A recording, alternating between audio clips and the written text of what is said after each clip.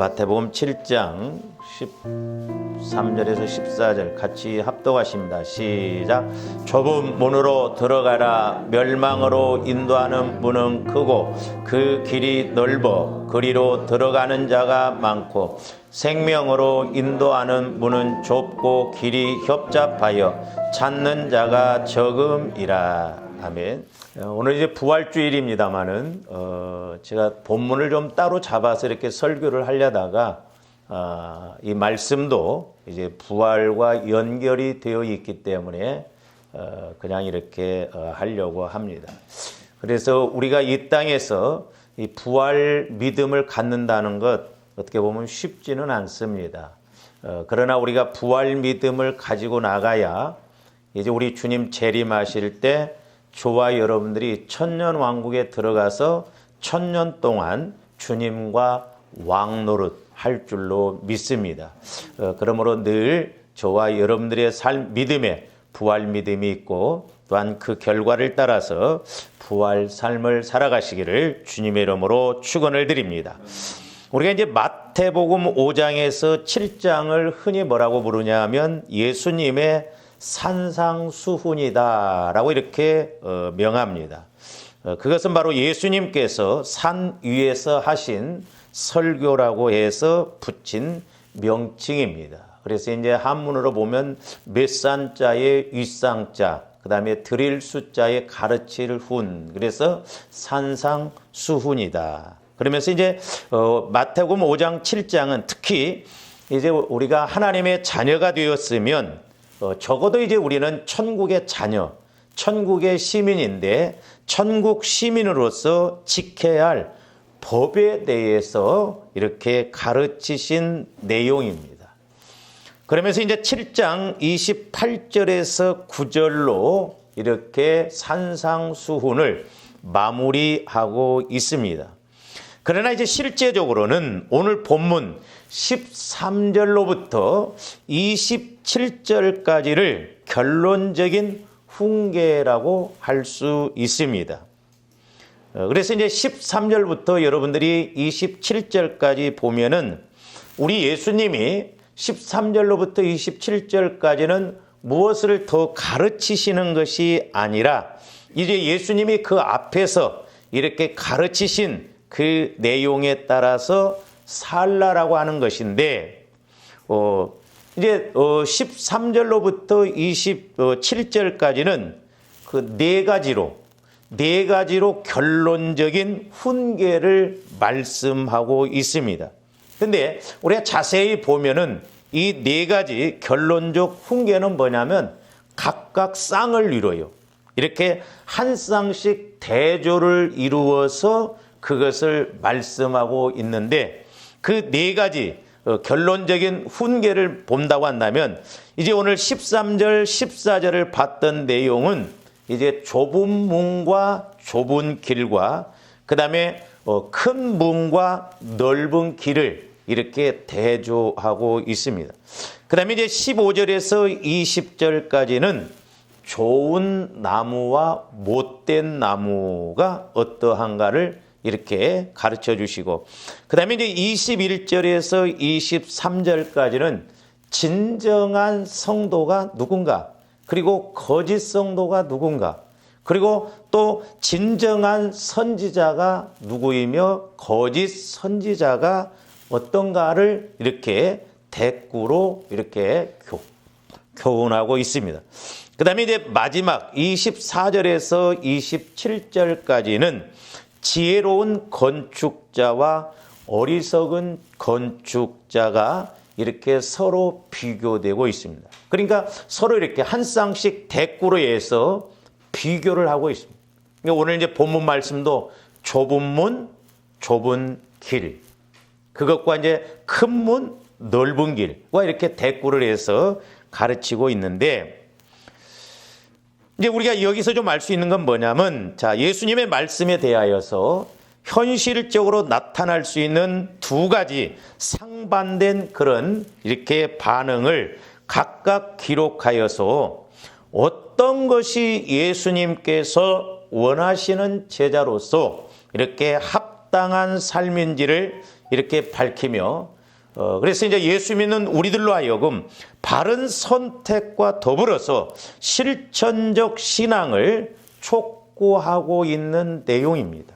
그러니까 어느 것이 바른 선택인가, 어느 것이 생명의 길인가를 너희들이 알았으면 그것을 선택해서 가라라고 하는 것입니다. 그래서 이제 결과적으로는 믿음이라고 하는 것은 중간 지점은 없다는 것을 꼭 알아야 됩니다. 저와 여러분들이 둘 중에 한 가지 길을 택해서 가고 있는 거예요. 중간 지점은 없습니다. 지난번 마태복음 13장에서 말씀드렸듯이 자, 저와 여러분들이 예수를 믿으면 의인이잖아요. 의인 되어서 의인 되어야 됩니다.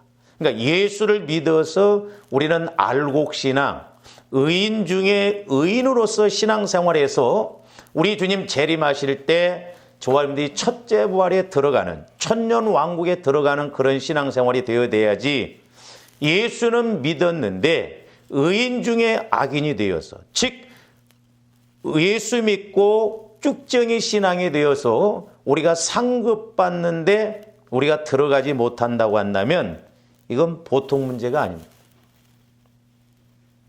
그래서 저와 여러분들이 예수님을 믿고 알곡되어서 주님 재림하실 때 천년왕국에 들어가서 천년 동안 왕노로 다느냐 아니면 의인 중에 악인이 되어져서 예수를 믿고 내 마음대로 쭉정이 신앙생활하다가 겨우 불 가운데서 받는 부끄러운 구원을 받느냐 이것도 보통 심각한 문제가 아니라고 하는 것을 알아야 됩니다. 그래서 분명히 저와 여러분들에게는 무슨 심판이 있느냐 하면 상급이라고 하는 심판이 있습니다. 상급 심판. 그래서 오늘 제가 말씀드린 것에 대해서 여러분들이 그 개념을 좀 잘 깨닫고 그러고 가시기를 주님의 이름으로 축원을 드립니다. 자, 우리 주님이 이 땅에 재림하실 때 예수 믿는 저와 여러분들에게는 죄에 대한 심판은 하시지 않습니다. 우리 예수 믿는 사람들은 무엇에 대해서 심판하냐면 내가 너를 구원시켰는데 네가 과연 얼마만큼 나를 믿고 나를 따라서 신앙생활했느냐? 그래서 열매를 맺었느냐 못 맺었느냐? 그래서 내가 예비한 천년왕국에 들어가느냐 못 들어가느냐? 그래서 조합들이 이 땅에서 이제 행함으로 신앙생활을 어떻게 했느냐? 그래서 야고보서에서는 행함이 없는 믿음은 죽음이다 그랬죠? 그건 영혼 구원을 말하는 게 아니에요. 예수를 믿어 구원받았으면 행함으로 열매를 맺어야 하나님 앞에도 이 땅에서도 복을 받는데 그런 믿음이 없으면 축복이 없고 장차 우리 주님 재림하실 때 우리가 천년왕국에 들어가지 못하는 죽음과 같은 믿음이 될 수 있다라고 하는 것입니다. 그러면 이제 불신자들에 대해서는 어떻게 심판하시느냐? 불신자들에 대해서는 우리 예수님이 이 땅에 재림하실 때 예수님을 믿지 않는 것에 대한 죄의 심판이에요. 죄의 심판. 그러니까 우리가 다른 말로 말하면 자, 하나님이 세상을 이처럼 사랑하사 독생자 예수 그리스도를 주셨으니 이는 저를 믿는 자마다 멸망치 않는다고 그랬잖아요. 그러니까 잘 깊이 더 들어가 보면 불신자들은 하나님의 사랑을 거부한 거예요. 그러니까 하나님께서 예수 그리스도를 죽이시기까지 우리 인류를 사랑하셔서 구원받아 이 땅에서도 천국, 죽어서도 천국 가라고 이렇게 우리에게 은혜를 주셨는데 불신자들이 그 하나님의 사랑을 배반한 거예요. 하나님의 사랑을 안 믿는 거예요. 그러니까 어떻게 보면 죄에 대한 심판이라고 하는 것은 사랑에 대한 심판이에요. 그 사랑을 거부한 것에 대한. 그 심판이 무섭습니다. 그래서 불신자들에게는 죄에 대한 심판이기 때문에 예수님을 믿지 아니하면 지옥이에요. 그러나 이제 저와 여러분들에게서는 그 죄에 대한 심판은 끝났죠. 우리는 이제 하나님의 자녀, 천국의 자녀가 되었어요. 그러면 이제 저와 여러분들에게는 어떤 심판이 있느냐?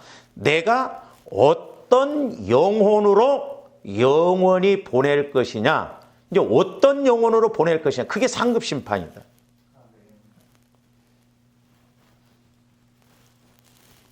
그래서 우리 예수님이 재림하실 때 자꾸 우리 예수 믿는 사람들이 내 죄에 대한 아니에요. 죄는 이미 예수 그리스도를 통해서 과거의 죄, 현재의 죄, 미래의 죄 우리가 회개하면 다 용서받고 없는 것처럼 이렇게 인정해 주신다고 그러고요. 근데 중요한 건 뭐냐? 저와 여러분들이 성령의 인도를 따라서 얼마만큼 예수님이 기뻐하시는 일을 감당하느냐. 그게 이제 중요하다 이 말이죠. 그런데 이 상급 심판에 대해서 저와 여러분들이 좀 잘 알고 가야 됩니다. 개념적으로 좀 잘 알고 가야 되는데 제가 이제 이 설교를 준비하면서 계속 기도하는 가운데 제 마음에 이 부분을 이렇게 성령께서 조명해 주시고 깨닫게 해주셨는데 우리가 이 상급 심판에 대해서도 제가 한 가지는 말씀을 드렸어요. 근데 오늘 하나 더 말씀을 드리고자 합니다. 이제 첫째로는 이 상급 심판은 그냥 제가 단어를 그렇게 만들었어요. 순위 개념의 법칙이 아니다. 그러니까 1등이냐 2등이냐 3등이냐 이런 순위 개념으로서 저와 여러분들을 나중에 하나님이 심판하시지 않는다라고 하는 것이죠. 그냥 우리는 1등, 2등, 3등 이렇게 생각합니다. 그러니까 누가 교회에서 열심히 하면 내가 저 집사님은 따라갈 수가 없는데 그러나 내가 뭐 저 집사님은 못 따라간다 하더라도 내가 2등은 되지 않겠느냐? 오해예요.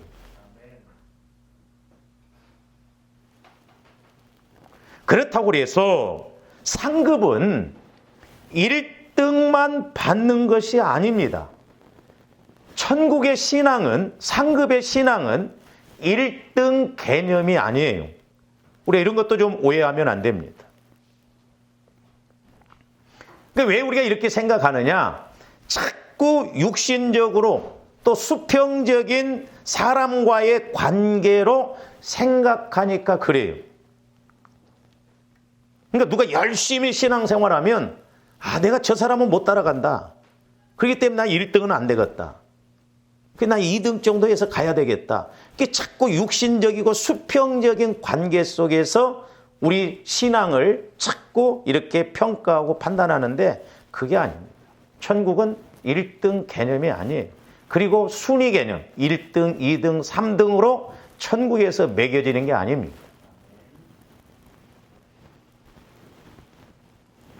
만약에 그렇게 생각한다고 한다면 제가 성경을 보면서 은멸류관은 안 나오더라고. 멸류관은 단지 금멸류관만 나와요. 금멸류관. 그러니까 저와 여러분들이 이 땅에서 금과 같은 신앙, 불에 타지 않는 신앙, 어떤 환난과 고난이 오더라도 네 영원히 멸망하지 않는 성령의 말씀을 통해서 이기고 나가는 자가 멸류관, 금멸류관을 받아들일 수 있는 신앙이다. 금과 같은 신앙이다라고 하는 것입니다. 그래서 우리 신앙생활은 수평적인 관계가 아니에요. 순위 개념이 아닙니다. 수직적인 관계예요. 수직적인 관계. 사람들이 그럽니다. 김 집사가 기도 2시간 하니까 나 2시간은 못한다. 내가 한 1시간 정도는 있어도 2등으로 가야 되지. 아니에요. 수직적인 관계에서 보면 김 집사가 2시간 기도하냐? 너는 3시간 해야 이 영적인 것이 해결되어지고 은혜 받을 수 있다고 한다면 저와 여러분들이 3시간 기도해야 돼요. 사람들이 그렇게 생각하지 않습니다. 내 영적 상황을 모르니까 그래요. 내 영적 상태를 모르니까 그렇다 이 말입니다. 그래서 신앙이라고 하는 것도 그렇고 상급이라고 하는 것도 그렇고 하나님이 인정하시는 금과 같은 신앙으로 가야 우리가 그 멸류관을 받아들일 수가 있는데 자 계시록 4장 4절도 한번 봅니다. 보좌에 둘려 24보좌들이 있고 그 보좌들 위에 24장로들이 이건 이제 성도들을 대표하는 걸 말하죠. 24장로들이 흰 옷을 입고 머리에 저기서 금관이라고 하는 것은 금멸류관을 말하는 거예요. 금멸류관을 쓰고 앉았더라. 그러니까 저와 여러분들이 천국에 가서 금멸류관을 받아드는 그런 신앙생활이 돼야 될 줄로 믿습니다. 은멸류관을 쓰고 앉았더라 그런 말이 없어요. 그러니까 신앙은 1등, 2등, 3등 그게 아닙니다. 그럼 1등, 2등, 3등으로 이렇게 매긴다고 한다면 하나님이 아무리 전지전능하신 하나님이라도 0.0001 차이 나면 이걸 위로 보낼 거예요? 아래로 보낼 거예요? 흔히 우리는 그렇게 생각해요. 그러니까 내가 열심을 안 내면 아이 뭐 2등이나 3등까지 이런 식으로 생각. 아닙니다. 그래서 제가 이렇게 신앙생활을 하면서 목회자로서 성령의 조명을 받아보면 우리가 인식했던 것하고 다르게 이렇게 성령께서 조명해 주시는 것이 많아요. 이것을 하나라도 더 온전하게 더 가르쳐 드려야 되겠구나. 그래서 목회자 사명이 중요하구나. 그래서 나중에 여러분들이 천국에 가서 보니까 이거 우리 목사님 한 번도 안 가르쳐 줬는데 하면 하나님이 나 쳐다볼 거 아니에요. 너 뭐 했냐 자식아.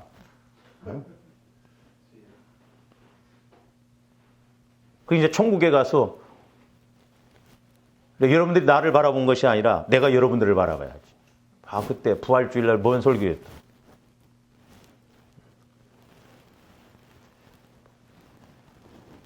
그 다음에 계시록 14장 14절도 보세요. 우리 예수님도 금면류관을 쓰고 계십니다. 또 내가 보니 흰 구름이 있고 구름 위에 인자와 같은 이가 앉으셨네. 저기서 인자라고 하는 것은 예수님을 말해요. 그 머리에는 금면류관이 있고 그 손에는 예리한 낯을 가졌더라. 금면류관을 썼다요. 그러니까 천년왕국에는 우리 예수님이 금면류관 쓰시고 금면류관 쓴 자들만 들어와서 1000년 동안 예수님과 함께 왕노릇 한다라고 하는 것이죠. 가끔 그렇게 이제 천국을 갔다 온 사람들이 간증하는 것 보면 다 달라요. 근데 그게 천국이 그렇게 된 게 아니에요. 근데 그 사람 수준에 따라서 이제 깨닫게 하기 위해서 그렇지. 사실 조아름들이 한국식으로 우리가 천국을 깨달으려면 천국에 전부 금으로 방해되고 그랬으면 우리 같이 뜨거운데 좋아하는 사람은 너무 싸늘해요. 따뜻한 아랫목이 좋잖아요. 천국은 그런 개념이 아니에요. 인간의 언어로서 표현할 수 없으니까 이렇게 최고의 단어, 이 세상에서 최고인 단어를 이렇게 표현한 것이죠. 천국은 그래서 육신적인 개념이 없습니다. 천국에 가면 조아름들이 다 그냥 믿음 안에서 하나님의 자녀이지, 아이고 우리 어머니니 그런 개념이 없다니까요. 물론 이제 우리가 거기 가서는 그 육신적인 걸 초월한 개념, 그러니까 다 만날 수는 있어요. 그 다음에 이제 두 번째로 제가 이제 자꾸 이렇게 설교를 하다 보니까 둘 중에 하나라고 그랬어요. 오늘 말씀도 보면 둘 중에 하나잖아요. 둘 중에 하나. 좁은 길이냐, 넓은 길이냐. 좁은 문이냐, 큰 문이냐. 좋은 나무냐, 못된 나무냐. 둘 중에 하나예요. 그래서 우리가 두 번째로 우리가 오해하지 말아야 할 것은 이 상급은 확률 법칙도 아니에요. 확률적으로 우리가 상급받고 가는 게 아닙니다. 그러니까 흔히 이제 둘 중에 하나라고 하면 뭐라고 생각하느냐 하면 50대 50으로 봅니다. 그렇죠? 여러분들이 뭘 읽을 때 둘 중에 하나 그러면 50대 50이네. 이렇게 생각하거든요. 그래서 어떻게 생각하냐면 50대 50으로 보니까 저쪽에는 안 된다 할지라도 내가 그래도 이쪽에는 들지 않겠어 이렇게 생각해요.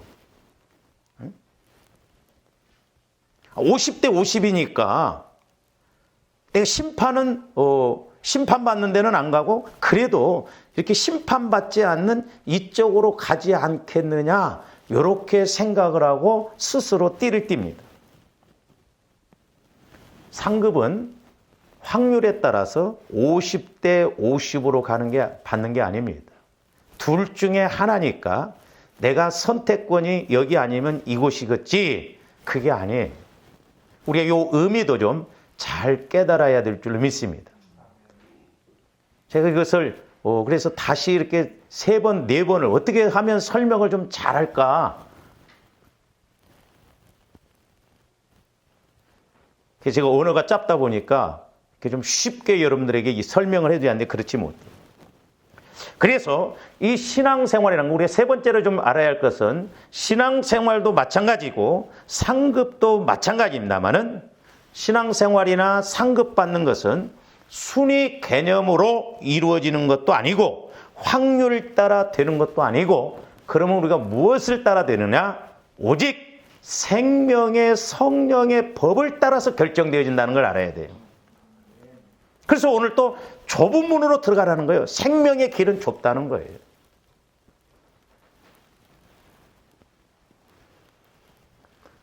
그러니까 내가 얼마만큼 이 땅에서 성령을 따라서 신앙생활했느냐가 우리의 상급으로도 결정되어지고 복으로도 결정되어진다라고 하는 것입니다. 그래서 조화 여러분들이 꼭 기억하셔야 할 것은 뭐냐? 성령을 따라서 신앙생활해야 된다는 거죠. 근데 오늘날 우리가 예수를 믿고 성령께서 나를 성전 삼으시고 내 안에 오셔서 죄에 대해서, 의에 대해서, 심판에 대해서 말씀하심에도 불구하고 성령의 생각보다는, 성령의 인도를 따라가기보다는 내 마음, 내 생각대로 갈 때가 얼마나 많냐 이 말이에요.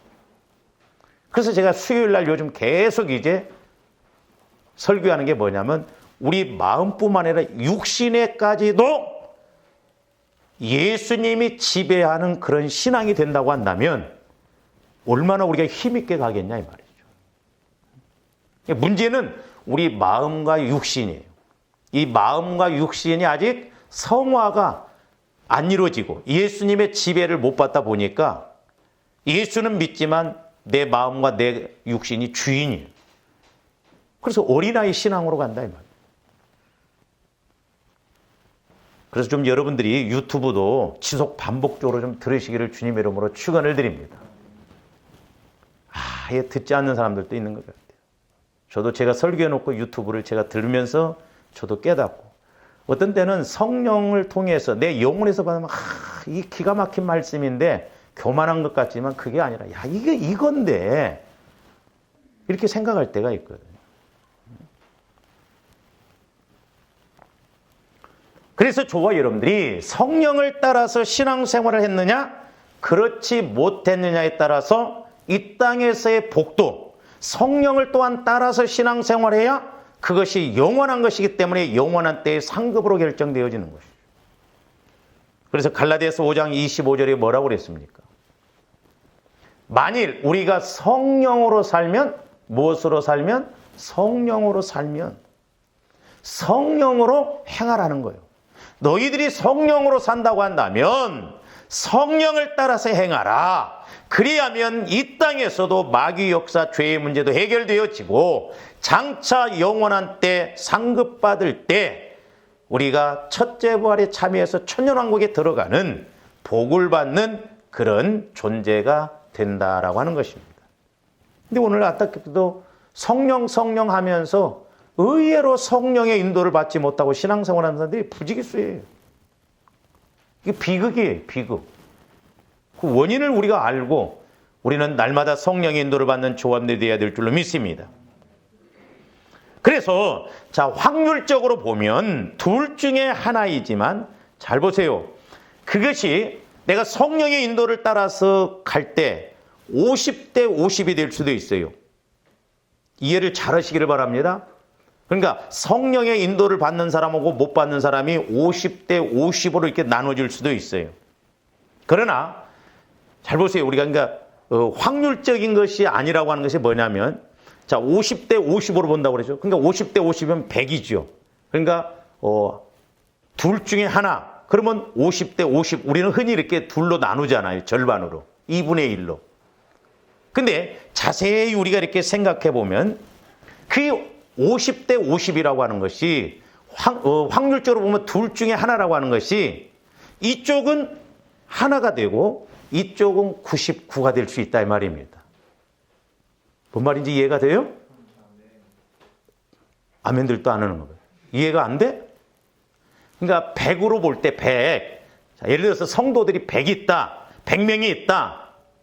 근데 조합들이 쉽게 상대적으로 생각해서 저 집사님이 열심히 하고 저 권사님이 열심히 하니까 우리가 50대 50이니까 50명은 상급 받고 50명은 예를 들어서 상급 못 받겠다. 이렇게 생각하는데 그게 아니라 100명이 있어도 99명이 성령의 인도를 따라 가지 못하면 99명에 대해서는 상급이 없다 이 말이에요. 그리고 한 명에 대해서만 상급이 있다는 거예요. 그러니까 우리가 이런 개념으로 생각해야 된다 이 말이에요. 물론 상급이 80이고 심판이 20이 될 수도 있고, 반대로 20이 상급이 될 수 있고 80이 심판이 될 수도 있어요. 그러나 99가 심판이 될 수 있고 1이 상급이 될 수가 있어요. 이건 저와 여러분들이 내가 스스로 알 수가 없는 거예요. 그러므로 우리 신앙생활은 수평 관계에서만 보지 말고 수직적인 관계에서 봐야 됩니다. 5달란트 받은 자가 만약에 그 사람이 5달란트 받아서 4달란트를 내놓고 2달란트 받은 자가 2달란트 내놓으면 수평적인 관계에서는 그래도 내가 김집사보다 배는 더 많이 드렸다 하지만 수직적인 관계에서 보면 2달란트 받아서 2달란트 내는 사람은 100이고 5달란트 받아서 4달란트 내는 사람은 100이 못 된다 이 말입니다. 우리가 그런 측면에서 오해하면 안 돼요. 그러니까 5달란트 받아서 4달란트 내놨으면 이 사람은 하나님의 기준에서 상급을 받지 못할 수가 있다 이 말이죠. 그래서 우리는 수직적인 관계에서 봐야 된다 이 말이에요. 저 사람이 2시간 기도한다. 나는 1시간만 혹은 그냥 2등으로 가야겠다. 그게 아니에요. 내 영적 상태를 보면 저 사람이 2시간 기도해서 1등 가는 것 같지만 나는 3시간 기도해서 1등이 아니라 나와의 수직적인 관계에서 맺고 가야 된다라고 하는 것이죠.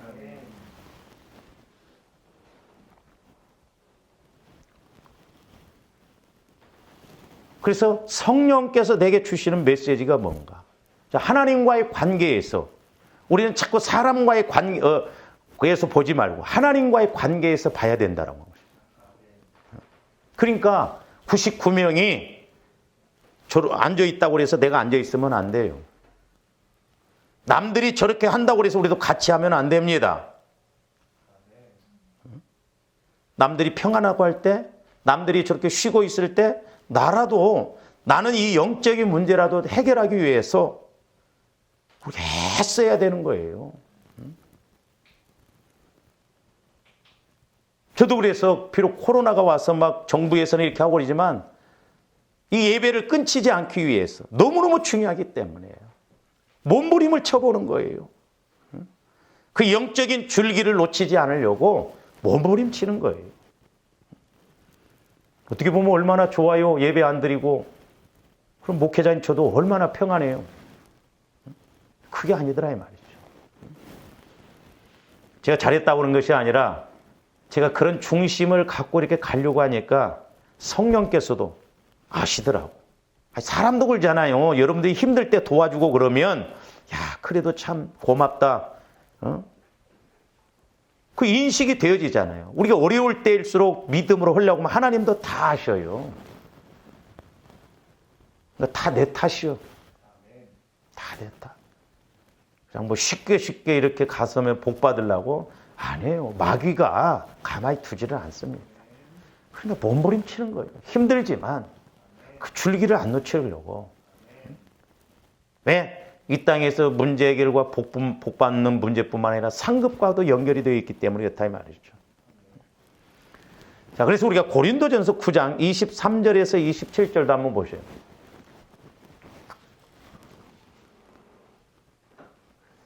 내가 복음을 위하여 모든 것을 행함은 복음에 참여하고자 함이라 그랬어요. 그러니까 복음을 위하여 모든 것을 행하면 이 복음, 예수 그리스도의 모든 것이 다 참여하고 싶다는 거예요. 왜? 상급하고 연결이 되어 있기 때문에 그렇다 말이죠. 하나라도 더 취하려고 하잖아요. 왜 학생들이 열심히 공부합니까? 좋다는 대학, 나중에 세상에 나가서 보장된 그런 복을 받기 위해서 그런 거 아니에요. 그러면서 24절 보세요. 운동장에서 다름질하는 자들이 다 달릴지라도, 저기 보면 다름질하는 자들이 다 달릴지라도, 그러니까 저기 보면 혼자 달렸다는 거예요? 여럿이 달렸다는 거예요? 여러 명이 달렸다는 거예요. 여러 명이. 근데 오직 상 받는 사람은 몇 사람? 한 사람이라는 거예요. 그러면 이제 저와 여러분들이 아까 제가 말씀드렸죠. 그러면 천국은 상 받는 사람, 1등으로만 가는 사람만 상 받는가? 그게 아니에요. 그게 아니라 성령의 인도를 통해서 가는 사람만이 상을 받는다 이 말이에요. 할렐루야. 성령의 인도를 못 받으면 100명이라도 상을 못 받는다 이 말이에요. 1등, 2등 개념이 아니에요. 성령의 인도를 받느냐 못 받느냐. 내가 생명 관계로 가느냐 못 가느냐. 그게다 이 말이죠. 그래서 너희도 상을 받도록 이와 같이 다름질하는, 경기하는 모습으로서 최선을, 운동선수가 경기를 앞두고 막 절제도 하고 몸도 만들고 막 철저하게 그렇게 하잖아요. 그러니까 신앙생활도 그렇게 하라고 하는 거예요. 그러면서 이제 그 고린도서 9장 27절 보세요. 사도 바울이 쭉 복음을 전파하고 난 후에 뭐라고 하냐면 내가 내 몸을 쳐 복종하게 하면, 그러니까 내 몸을 쳐서 복종한다는 건 뭐예요? 이놈의 육신, 소욕, 육신과 소욕이 문제거든요. 좋아하면 될 수 있으면 기도 안 하려고, 될 수 있으면 예배 안 드리려고, 될 수 있으면 교회 안 오려고 그러잖아요. 네? 날마다 여러분들 교회 나오라고 그래봐 아마 교회 다 옮길 거예요. 참 희한해요. 이놈의 육신은 하나님 쪽으로 안 가려고 합니다. 그러니까 저도 지금 새벽 기도회를 수십 년을 했어도 어떤 때는 새벽 기도 안 했으면 좋겠어요. 그러니까 제 마음이 언제 제일 평안하냐? 금요일 날 저녁에. 왜? 토요일 날 새벽 기도가 없기 때문에. 그러니까 저도 이렇게 나이가 들어가다 보니까 저녁에 또 이렇게 새벽을 하니까 힘들더라고. 어디 막 갔다 오면 좀. 그래서 올해부터는 이제 저녁 기도 온 사람들한테 첫째 주 월요일하고, 둘째 주 월요일하고 넷째 주 월요일은 좀 쉬자 해서 쉬었어요. 근데 쉬어야 또 쉬는 게 아니더만. 근데 또 여러분 육신 덩어리는 매주 월요일마다 쉴까? 또 이렇게 생각해요. 참, 얼마나 우리 육신이 간사하고 마귀가 그렇게 공격하는지. 그렇다고서 뭐 쉰다고 그래서 뭐해? 집에서 있으면. 응? TV 100개 더 봐? 응? 여러분들 또 오늘 또 보면 오전 예배만 드리고 가면 뭐해요? 그러니까 주일이라도 묶어둬야 돼, 교회에다가. 가서 뭐 성경을 봐? 저도 오전 예배만 드리니까 편없지다. 얼마나 오후가 널널한지 심심해.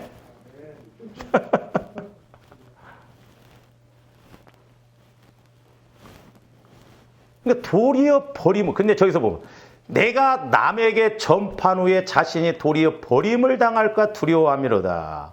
저 말은 사도 바울이 고린도전서도 쓰고 로마서도 썼어요.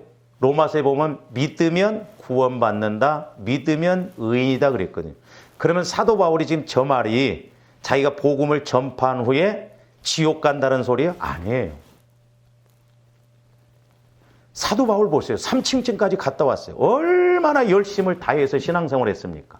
그럼에도 불구하고 사도 바울이 내가 남에게 복음을 이렇게 전파한 후에 버림을 받을까 두렵다라고 하는 것은 1등, 2등 개념으로 알았다고 한다면 사도 바울이 열심히 안 해도 됐어요. 내가 이 정도 있으면 1등이지 않냐. 근데 천년왕국에 들어가는 상급은 과연 생명의 성령의 법을 따라서 가느냐 안 가느냐. 그래서 상급을 못 받는, 연단 받는 풀무불에 들어가느냐 안 들어가느냐. 그것 때문에 두렵고 떨립다는 거예요. 내가 열심히 한다고 했는데 상급 때 쭉쟁이 신앙이 돼버리면 버림을 받는다 이 말이죠. 지옥이 아니라 연단의 장소로. 그러니까 거기에 빠질까 두렵다라고 하는 거예요. 그러니까 사도 바울 입장에서는 아무리 열심을 했어도 이게 혹시 하나님 앞에 내가 인정을 받을까, 인정받지 못할까, 그게 두렵다. 그래서 빌립보서 3장 같은 경우는 나는 어떻게 해서라도 부활에 이르려고 한다. 어떻게 해서라도. 사도 바울이 부활이 안 될 것 때문에 그래요? 아니에요. 첫째 부활에 들어가는. 그러니까 저도 조금이나마 깨닫는 게, 야, 얼마만큼 내가 이 땅에서 나를 죽이고 성령의 인도를 따라서 가느냐, 그게 관건이더라고. 그러니까 사도 바울은 지옥 갈까 봐서 두렵다라고 하는 것이 아니라 내가 이렇게 열심을 했지만 하나님의 나를 보실 때 과연 첫째 부활에 들어가는 신앙으로 인정을 해줄까 안 해줄까 그것 때문에 두렵다라고 하는 거예요.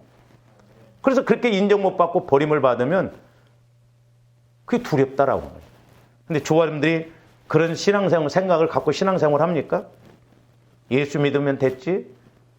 그러니까 우리는 늘 상대적으로 1등, 2등 순위 개념으로 확률 법칙으로 생각하니까 내가 신앙생활을 열심히 안 하고 성령의 인도를 못 받아도 답답할 것도 없고 야, 내가 이렇게 가면 안 된다라고 그런 생각 개념도 없다 이 말이죠.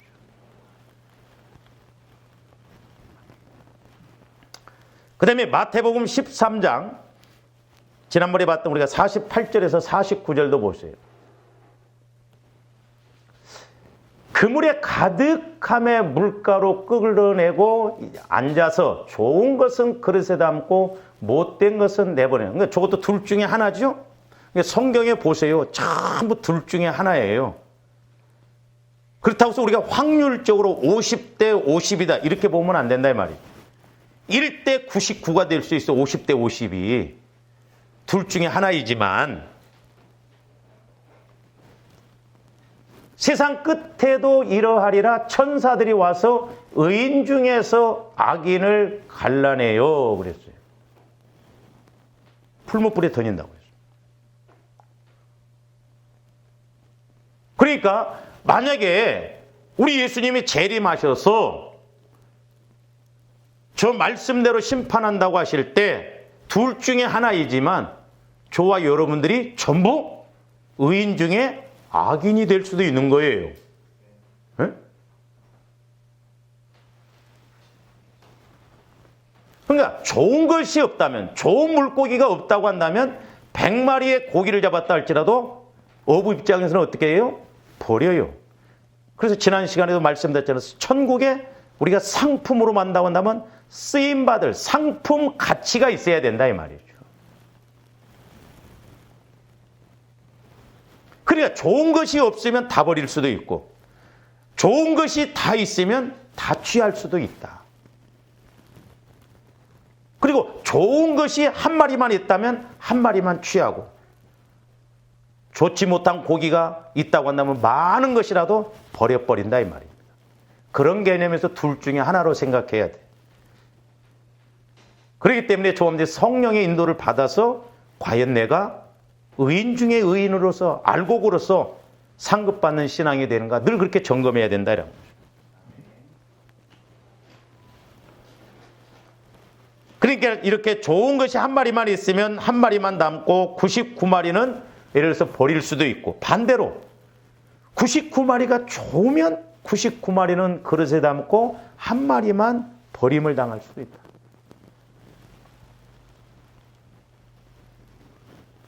이런 측면에서 둘 중에 하나라고 생각해야 돼요.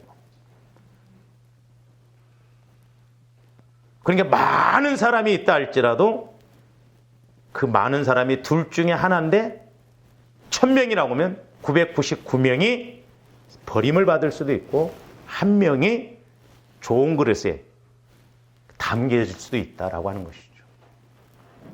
우리가 수평적인 관계, 육신적인 관계에서 생각을 하면 안 돼요. 그래서 사실 신앙생활이 알곡이냐 가라지냐 이건 심각한 문제예요. 가라지는 구원 못 받는다는 거예요. 심각하고 그 다음에 조아림들이 알곡이냐 쭉정이냐 이것도 상급 측면에서 보면 심각한 문제. 그래서 네 가지 결론의 말씀도 마찬가지입니다. 오늘 마태복음 7장 13절부터 27절까지가 뭐예요? 좁은 길이냐 넓은 길이냐. 두 번째로는 좋은 나무냐 못된 나무냐. 세 번째로는 진정한 성도냐 거짓 성도냐. 네 번째로는 지혜로운 건축자냐 어리석은 건축자냐. 둘 중에 하나이지만 그 둘 중에 하나가 전체가 해당되어서 상급을 못 받을 수도 있다는 걸 우리가 알아야 돼요.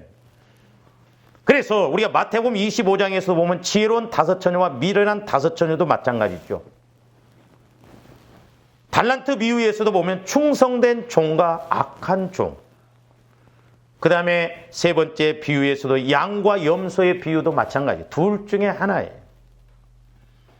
그래서 우리 주님 재림하실 때에도 마찬가지입니다. 자, 마태복음 24장 37절에서 44절 한번 봅니다.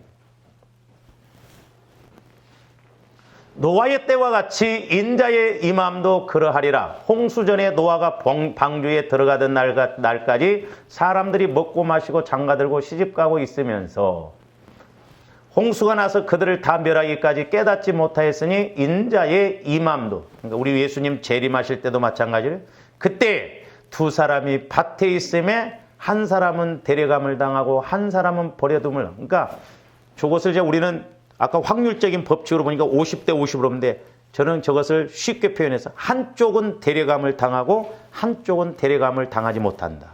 그러니까 한쪽이 99가 될 수도 있어요. 그 다음에 41절. 두 여자가 맷돌질을 하고 있음에 한 사람은 데려감을 당하고 한 사람은 버려둠을. 저는 저걸 적용적인 측면에서 보면 둘 사람이 맷돌질했어요. 신앙생활 했어요. 열심히 봉사했어요. 그러니까 우리는 알곡과 가라지로 생각하면 안 되고 알곡과 쭉정이로 생각해야 됩니다. 전부 저건 예수 믿는 사람에게 해당되는 말씀이에요. 그러므로 깨어있으라. 어느 날에 너희 주가 임할는지 너희가 알지 못함이니라. 계속 봅니다.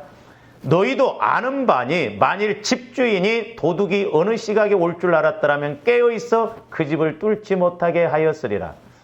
그러니까 도둑놈이 들어오려고 하는데 불이 켜져 있고 주인이 깨어있으면 절대 못 들어옵니다.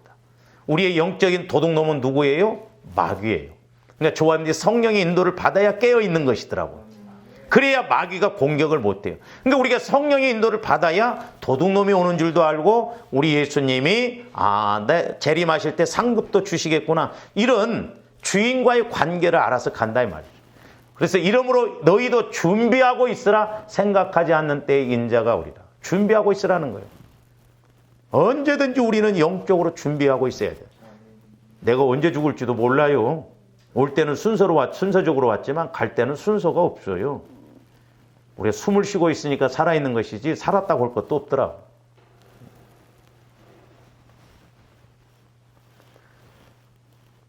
우리가 신앙생활할 때 말씀을 믿고 가는 것도 마찬가지죠. 마태복음 13장도 마찬가지죠. 마태복음 13장에 보면 밭의 종류가 4가지가 나오잖아요. 구체적으로 뭐 가시밭, 길가밭, 돌짝밭 이렇게 옥토밭이 나오는데 결과적으로는 어떻게 돼요? 열매 맺는 밭하고 열매 맺지 못하는 밭하고 둘 중에 하나라니까요. 거기 보면 프로테지로 보면 25%인데 결국은 뭐예요? 둘 중에 하나예요.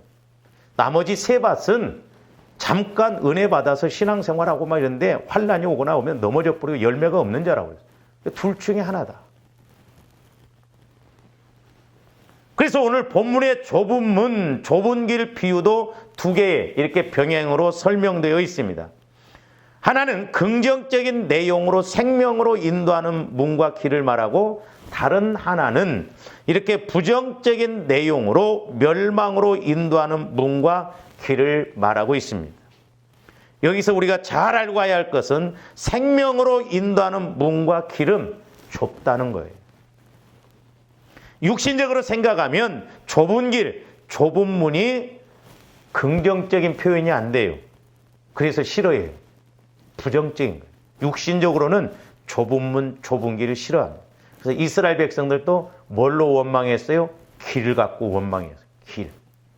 광야길이 오르다 보니까 원망했어요. 뿐만 아니라 이 좁은 길을 걷는 것은 지속적으로 이루어져야 하는 길이에요. 일시적으로 한 번, 2번 이렇게 걷는 길이 아닙니다. 그러나 이제 좁은 문이라는 것은 좁은 길을 가다가 선택하여서 들어가는 것인데 한 번이에요. 천년왕국에 들어가는 거. 그러니까 조합원들이 이 땅에서 신앙생활하는 것 믿음대로 살려면 사실 좁은 길이에요. 그래서 우리가 성령의 인도를 받아야 광야와 같은 이 길을 이기고 갈 수가 있는 것입니다. 우리가 오해하지 말아야 할 것은 넓은 길로 가다가 좁은 문으로 들어갈 수가 없다는 것입니다. 신앙은 시작점부터가 중요해요. 저와 이런 데 신앙생활 이렇게 가다가 내가 언제부터 마음 잡고 하지? 아니에요. 신앙은 하루아침에 형성되어지지 않습니다. 어떻게 보면 조합들이 두렵고 떨림이 처음부터 안 된다고 하면 어떻게 보면 안 되는 길로 갈 수밖에 없을 수도 있어요. 그래서 오늘 말씀 14절 말씀은 13절 하반절과는 정반대의 말씀으로 생명이라는 긍정적 의미를 지닌 한 단어 외에 다른 단어에 그런 협잡하다, 좁다라고 하는 단어는 모두 사람들이 기피하는 부정적인 의미를 담고 있어요. 협잡하고 좁고 그러면 안 하려고 그래. 쉽게 가려고 합니다. 신앙생활도 막 뭐 힘들게 하면 안 하려고 그래. 그래서 여기서 협잡하다라고 하는 의미는 우겨싸다, 환난받다라는 의미로 고통받는 삶을 말합니다. 이는 그리스도를 따르는 길은 비록 생명이 보장되어 있으나 그 과정에 있어서는 끊임없이 고난을 받을 수밖에 없음을 보여줍니다. 왜? 영적 싸움이 있기 때문에 그래요. 그래서 고난은 선택이 아니라 필수예요. 저도 그때 육신적으로 보면 왜 하나님 굳이 또 이렇게 해야 됩니까? 막 이런 생각이 들 때가 있거든. 바로 이것이 바로 이 길을 가는 사람이 적은 까닭이에요.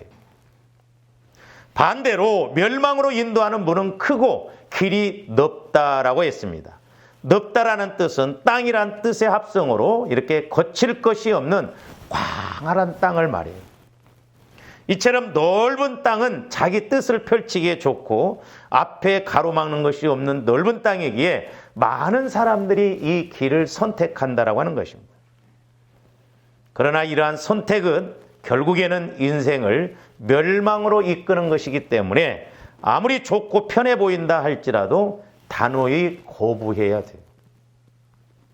그렇기 때문에 조합들이 좁은 길이 있기 때문에 환난이 있기 때문에 고난이 있기 때문에 우리가 성령을 통해서 자꾸 믿음으로 반응하고 가야 됩니다.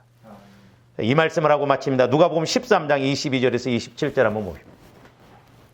예수께서 각성 각 마을로 다니사 가르치시며 예루살렘으로 여행하시더니 어떤 사람이 여짜오되 주여 구원을 받는 자가 적으니까 그들에게 이르시되 좁은 문으로 들어가기를 힘쓰라. 내가 너희에게 이르노니 들어가기를 구하여도 못하는 자가 많으니라.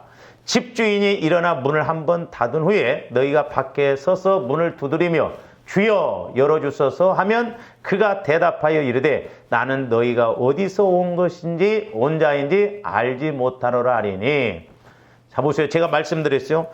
대통령을 내가 안다는 것은 나도 알고 대통령도 나를 알아야 아는 거예요. 조합인데 예수님을 안다는 것은 내가 예수님과 교제해서 예수님도 나를 알고 나도 예수님을 아는 거예요. 예수님에 대해서 아는 건 아는 게 아닙니다. 저 말씀이에요. 우리가 예수님을 이 땅에서 못 만나고 막 주여 기도도 하고 막 은혜도 받고 그래갖고 나중에 우리가 상급받는 심판에 있어서 쭉정이로 간다고 한다면 우리가 그때 막 내가 이렇게 하지 않았습니까? 그때 예수님과 관계없이 내 나름대로만 신앙생활 했다 이 말이에요. 그걸 말해요. 열처녀 비유에서도 그렇잖아요. 똑같이 구원받았어요. 등도 있고 기름도 있고. 그러나 지혜로운 다섯 처녀는 늘 성령의 인도를 따라서 주님의 재림을 기다리면서 준비하고 갔다 이 말이에요. 근데 이 미련한 다섯 처녀는 성령의 인도를 못 받으니까 교회는 다니지만 죽으면 천국 가겠지 그거 하나 그냥 소망 갖고 가다 보니까 문 열어달라고 그래도 안 열어준다 이 말이죠. 지옥 간다는 말은 아니에요. 계속 봅니다. 없네. 그때 너희가 말하되 우리는 주 앞에서 보세요. 주 앞에서 먹고 마셨으며 주는 또한 우리를 길거리에서 가르침 받았어요. 교회 다녀서 예배도 드리고 또 내가 주의 이름으로 봉사도 하고 기도도 하고 다 했다 이 말이요. 근데 저가 너희에게 말하여 이르되 나는 너희가 어디서 왔는지 알지 못하노라. 행악하는 모든 자들아 나를 떠나가라. 말씀 반대로 가면 악이에요. 그렇기 때문에 조함도 예수를 믿더라도 예수님을 만나고 믿어야 될 줄로 믿습니다. 날마다 그래서 우리가 성령의 인도를 따라서 신앙생활해야 하나님도 좋으시고 나도 좋은. 그래서 이 땅에서도 은혜요 하나님 앞에 가서 상급받는 신앙생활 되지 이 땅에서 내 육신적으로 편할 대로 성령의 인도 없이 그렇게 다니다가 나중에 죽음 이후에 내가 천년왕국에 들어갈 줄 알았더니 너는 안 되었다고 하면 여러분들이 뭐라고 하겠어요? 그래서 두렵고 떨림으로 구원을 이루어가는 거예요. 그 길이 때로는 좁은 길처럼 느껴져요. 그럼에도 불구하고 우리는 상급이 있고 영원한 세계가 있기 때문에 우리가 우리 주님 이 땅에 재림하실 때 그래서 조합의 첫째 부활에 참여하는 그런 부활신앙 되시기를 주님 이름으로 축원을 드립니다. 기도하시죠. 사랑의 주님 감사를 드립니다. 한 번 죽는 것은 정한 이치요. 그 이후에는 분명히 우리 예수 믿는 사람들에게는 상급 심판이라고 하는 그 심판대가 있을지언데 아버지 하나님 막연하게 신앙생활하지 않게 하여 주시고 무엇보다도 성령의 인도를 받아 변치 않고 영원한 신앙생활이 될 수 있도록 그래서 우리가 천년왕국에 넉넉하게 들어가서 주님과 함께 왕노릇할 수 있는 저희들 되게 하여 주시옵소서. 감사를 드리며 예수 그리스도 이름으로 기도하옵나이다.